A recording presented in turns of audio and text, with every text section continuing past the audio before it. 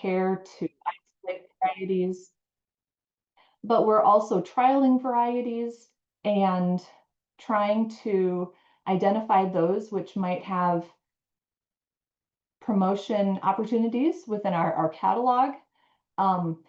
The photo in the lower right corner is of the Svalbard Global Seed Vault, and we're in the process of getting this year's shipment ready to send off in just a couple of weeks.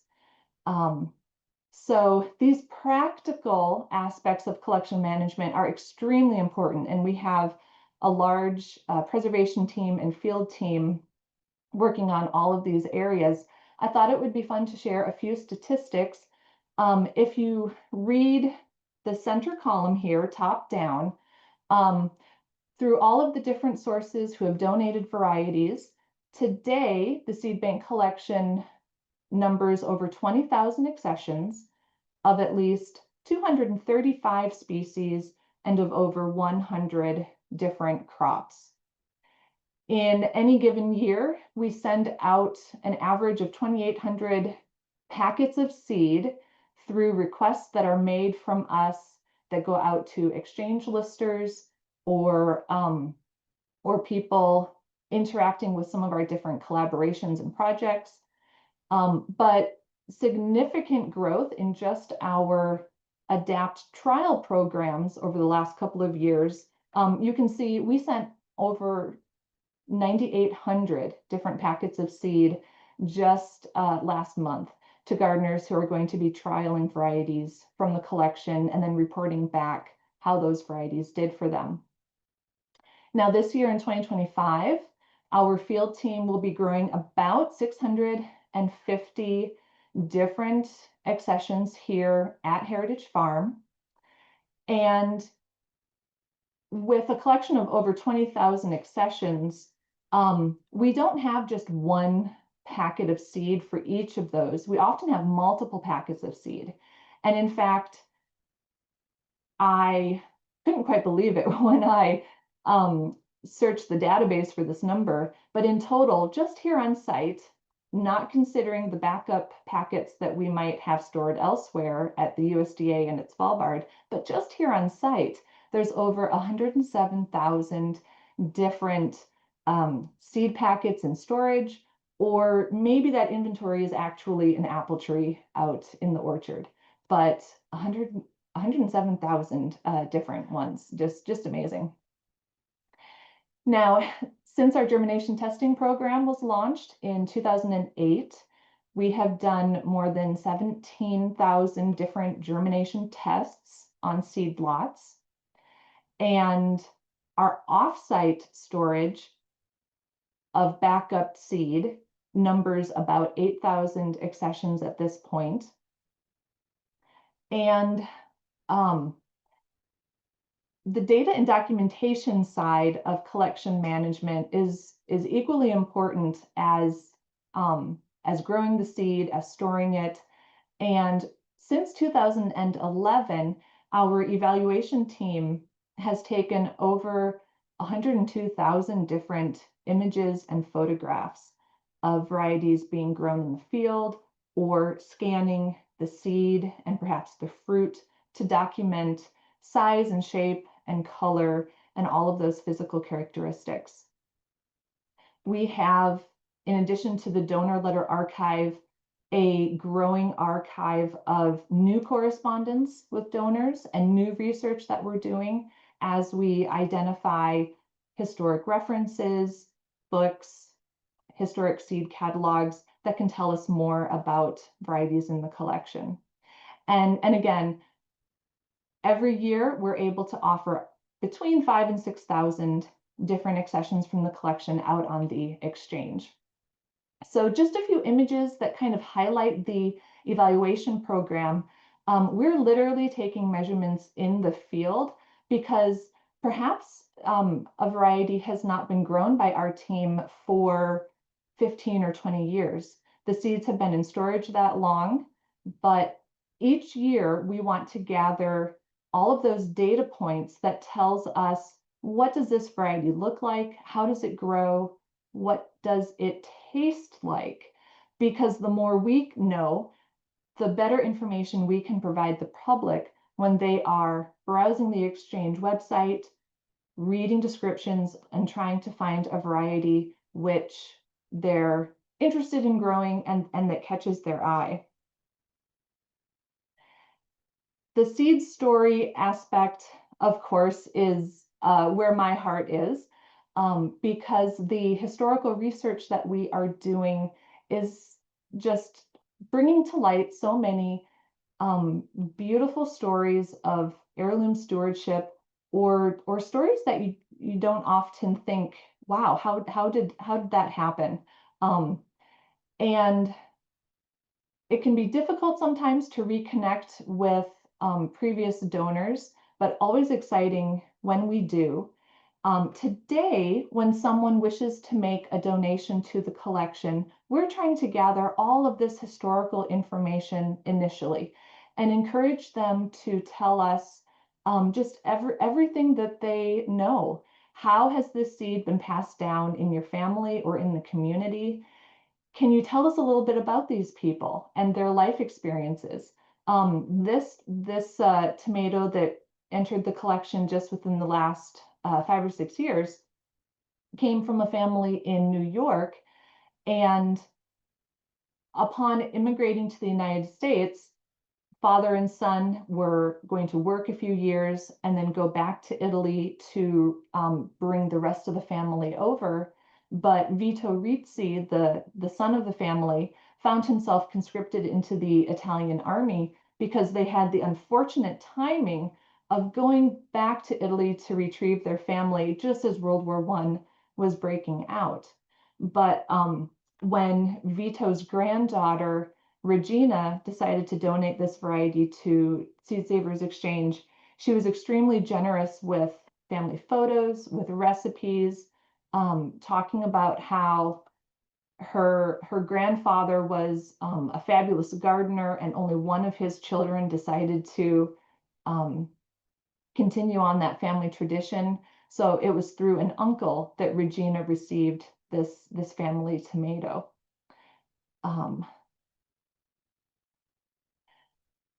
Of course, there's a lot of questions we could ask, and we try our best to cover all of the bases, get a good understanding of what does the variety actually look like and how does this steward use it, but then documenting their known history with it and any stories, sometimes tall tales, family folklore that is passed along with the seeds from generation to generation.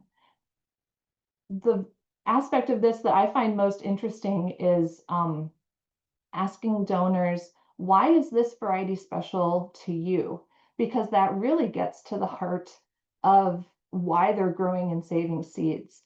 And it might be because the variety reminds them of a family member, or because it's so deeply embedded in their family traditions that they can't imagine not gardening with it. But those responses are always illuminating. Now, this photo, I don't want anyone to think that the children are holding a litter of puppies, even though that's what it looks like. The child who is standing is holding a massive potato. This photo was taken in Oregon, and Loris May, her grandson, decided to donate this potato called Grandpa Miller's potato to the collection a few years ago. And nobody quite knows where it came from, but Loris May's grandfather, Willis Miller, was growing this variety in Curry County, Oregon in the late 1800s when he moved to that region and started panning for gold. So it's the complexity and detail of the family stories it's just so important that we pass this information along. Now, a variety that has become very popular in the Seed Savers Exchange catalog can actually be traced back to one of the original 29 members who participated in 1975, our first year.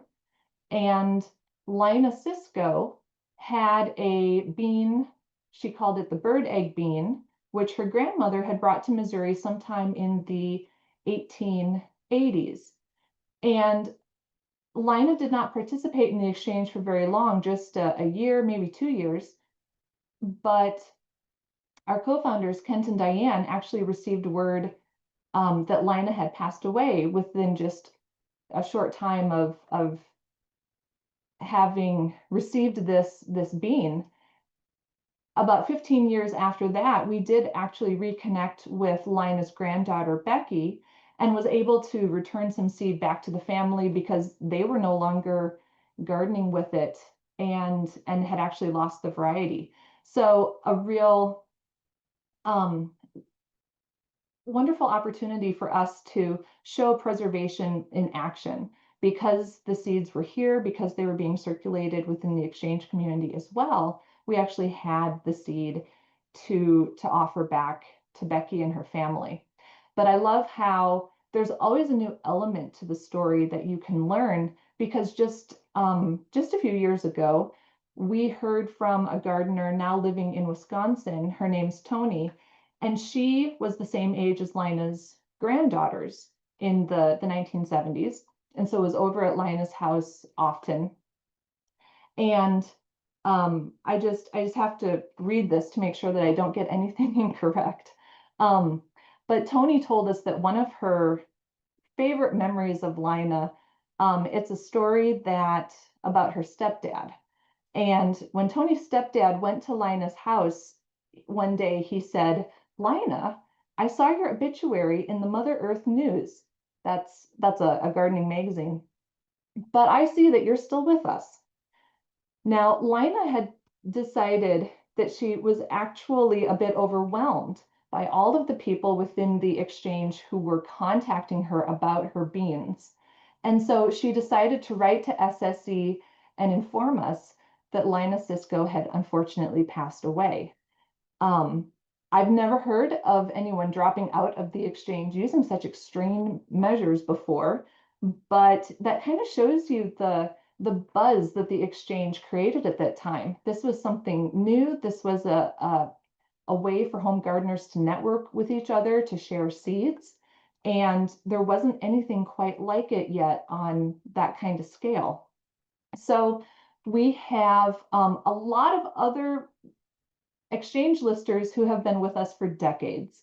And today, the exchange website is the best way to search the collection to see what is here, because if we have seed available, we will make that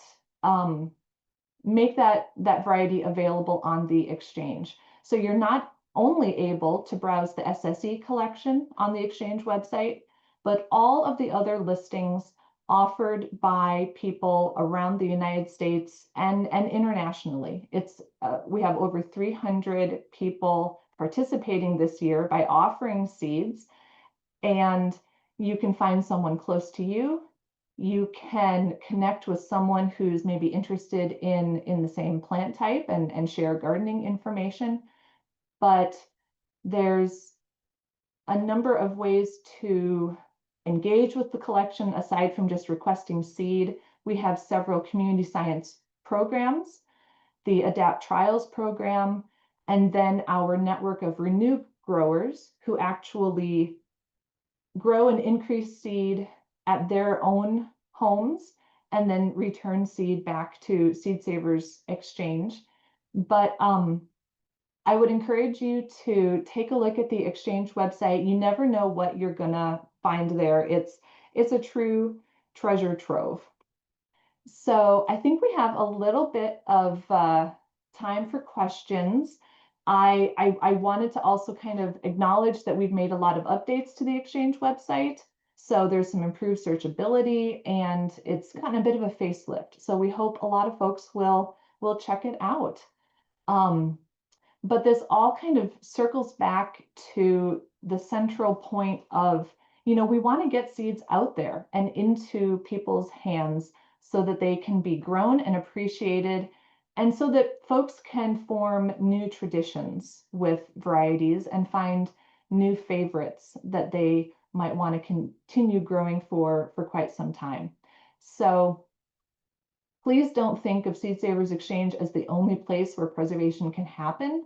It's really a community effort, and we need everybody out there contributing to this mission in order to make the most success. So thank you very much for being with us today, and I look forward to some questions too.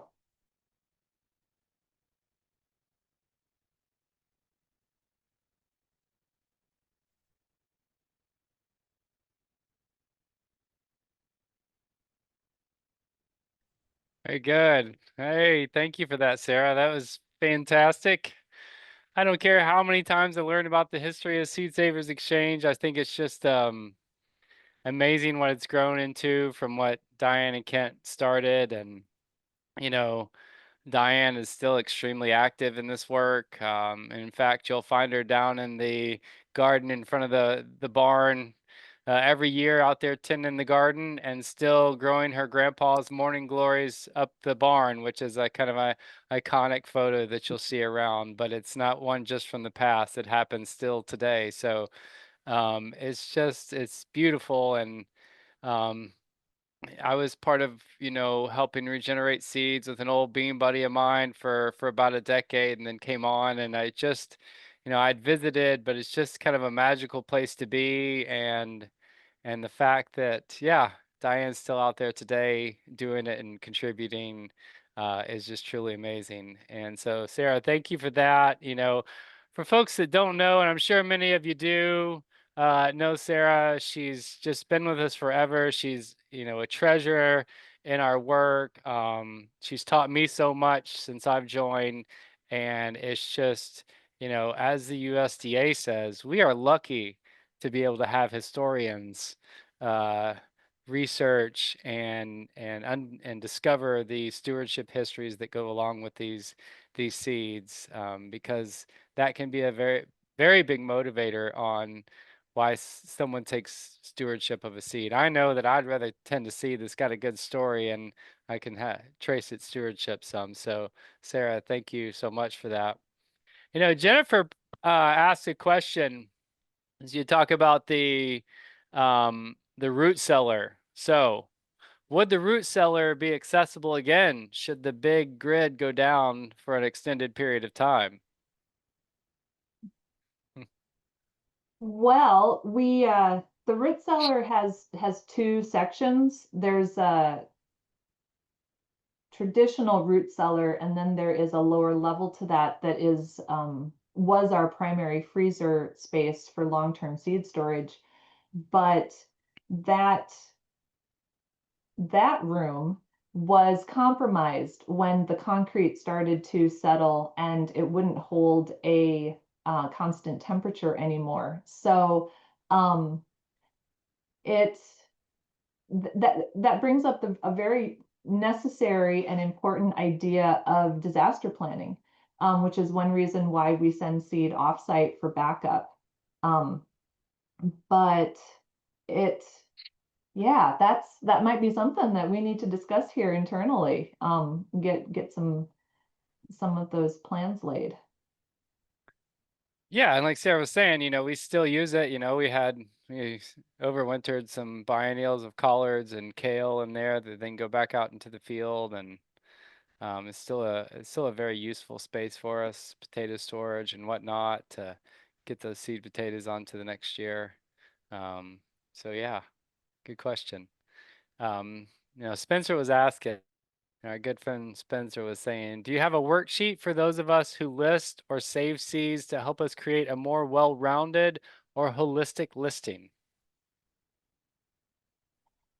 Well, I compliment everybody who is participating on the exchange. That takes a real, commitment of time.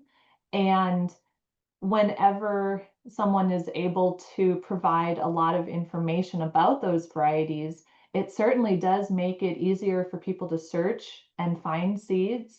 And our there there are maybe a few guidelines on the exchange website right now, but I would really encourage people to write about um, if the variety has best uses, if it's a bean and if it's a triple purpose bean, then letting people know that it's great in the snap and shelly and dry stage. Um, having keywords in your description that people can search on is always useful. So if that variety has a certain growth habit or characteristics that you think people might be looking for, comment on those things which stood out to you and you found noteworthy. Knowing where the variety came from is always very helpful as well. We welcome seeds that have been, you know, purchased from other places or have been handed down through seed swaps. They don't all have to be an heirloom from your own family or something local to you. There's so many ways that people discover favorite varieties. Um, but if there is some sort of heritage, or maybe this variety you've been growing now for 10, 15 years and it does so well in your area, you could comment on it being highly performing for you or productive. That many different keywords can be helpful, just in allowing people to use the searchability of the site a little bit more. Yeah, because more and more we're finding people are wanting to know, hey, what does good in my region? What does good in my climate or my zone? And and what I tell folks is, folks that list on the exchange are not going to list some sorry bean that doesn't do any good. So it's a great resource to try to, to find really good varieties that, folks are cherishing, that are tried and true in that region. Yeah, because if I grow something and it didn't taste good or grow good, I'm not listing it on the exchange. I'm not going to share that. And I think that most people follow that line of thinking too. And then, John asks, are there, any quality guidelines um, that are applied to individuals who offer seeds on the exchange? And here we have this, large, public community offering seeds. Might find some, oh, these didn't germinate well or whatnot. Yeah, what are we requiring of folks that list on the exchange? Well, the exchange is definitely a place where you'll find all levels of experience when it comes to gardening and seed saving. And we encourage people to tell us a little bit about themselves in their own bio. Everybody has the opportunity to kind of introduce themselves and talk about maybe where they are or what climate they're in, or um, just how new are they to seed saving, or have they been growing and saving seed from specific crops? Do they have favorites? So sometimes you can kind of gauge the experience level of a lister from the own information that they provide. But really we wanted the exchange to be an open place where everyone um, is welcome, but then also has the opportunity to learn from other listers as well. So it can be kind of difficult to set some um, like minimum standards there, because um, I feel like I'm always learning something new. Each year, each season brings new challenges and opportunities. But you may occasionally find that germination on a variety you requested isn't as high as you would have hoped. Um, so we encourage folks to talk and interact with each other as well. Maybe there's some knowledge transfer that could happen as well, and help each other out. Yeah, I think that's a great point, Sarah. I mean, it is a place where we want everybody welcome, whether it's, this is my first crack at seed saving. I really loved it, and I'm going to offer it. And some folks that have been doing it for decades. And I think that, if you do encounter where maybe I had some bad germination, that it is to be a community to engage with and communicate with, and reaching back out to them and say, hey, I had zero germination or I had 10% germination. And I guarantee you that's going to spark a conversation of maybe where, like you said, Sarah, there's a learning opportunity. Maybe we can help them out a little bit and say, hey, here's what I'm seeing. Let's talk about this, and that's what I really like about this community. It's supposed to be an open, honest, and humble community of seed savers. And like Sarah had said, that's where the seed saving really has to live. It does need to be out within that community at all levels being stewarded, because we all took our first crack at our first seed that we saved on, and a couple decades later, a little better at it than I was at the first go round. But I was also able to ask questions of some old timers that have been doing it, and I had to get learnt a lot, if that they would say, So yeah, please reach out and tell them what's going on. I was Thank you, John.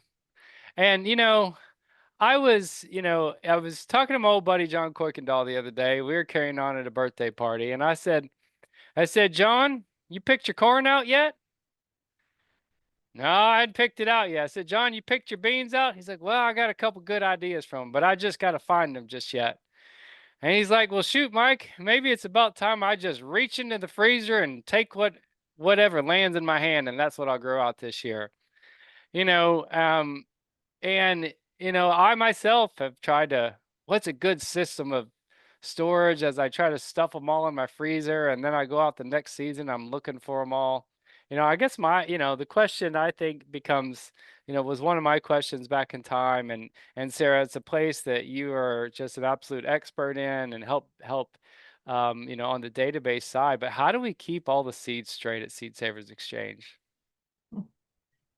Well, we have a custom-built access database. It was a significant investment, but it really guides everything that we do and tracks all information related to not only the donor information submitted along with the seeds, but then it tracks all of our inventory for each accession. Every time that variety is grown on the farm, or any time that we send a seed sample to a home gardener, the database holds all of the evaluation information as well and is really a one-stop shopping place for the collection documentation. And all of the accessions here are assigned an individual ID number, but we have the opportunity to record such an amazing amount of information, level of detail. So when donors are generous and share a lot of family history and that source information with us, as long as we can get it into the database and it's there, it's much more searchable. We have a lot of information still in paper records that we're in the process of transcribing. So there's a lot of information yet to be put into the database. And once it is there, the the collection opens up so much more because you're just able to search and access those different details much more easily. Looking for seeds that maybe came from Italy or came from another specific location. Um, once it's a click away, we have a lot more ability to know the collection better as well. Yeah. Yeah. Um, and I know we're getting on time here, but I gotta ask, who's Emma White? So that's the name of our collection database. And Emma White was a seedswoman in Minnesota at the turn of the 20th century. We decided to name our database after this woman who had her own small seed company. And it's kind of funny because we call our database Emma White, sometimes we talk about the database as if it were a real person. So if I can't find what I'm looking for, or if there's a database glitch, we might say Emma's acting a little cranky today. How's she acting for you? It's a really amazing system, and almost like Emma White's almost like another member of staff, truly. Yep. Yep. She sure is. Yeah. Thank you for that, Sarah. Yep.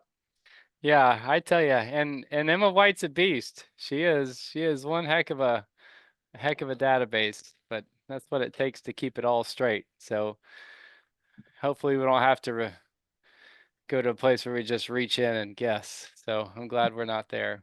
But um, Sarah, again, thank you so much. Just, Cindy and Jennifer and Edith and Spencer and just so many people with kind, sweet words. Kimberly, thank you so much. Just rolling in the chat. Yeah, it's always just so nice to hear about where we started, where we are now, and encourage everybody to come out at the 50th and see some stuff for yourself. Sarah will be there. Lots of good folks will be there. Happy to show you around and see everything in person. So with that, Sarah, thank you so much for taking the time out of your busy schedule to share your extensive knowledge about the seed collection and the overall history of Seed Savings Exchange over the past 50 years. And I'd like to thank this wonderful, engaging audience. It's been a great day, y'all. I really appreciate it. Y'all were just quite a delight. So thanks for all the engagement, all the kind words, all the participation. And again, y'all are the folks that make all this happen. It's a community. We definitely don't go it alone. And Sarah, thanks for making that a point. Well, that wraps up our session for the day. I hope you all enjoyed all of these wonderful presentations and conversations that focused on narratives about what we can learn from our past. Now, our next day together will be Friday, June 6th, where we will dive into the present. And in the meantime, you'll find some links to 2 bonus presentations in your inbox. So make sure to check out both T, Teaching History Through Food, and George McLaughlin's interview about lessons from a longtime seed saver that I just had the best time talking to George in that one. We could have sat there and did it all day. He's just a wealth of knowledge, so that was super fun. So please, please check those out. And then again, thanks to everybody, and we'll see you again here in June. Have a great weekend.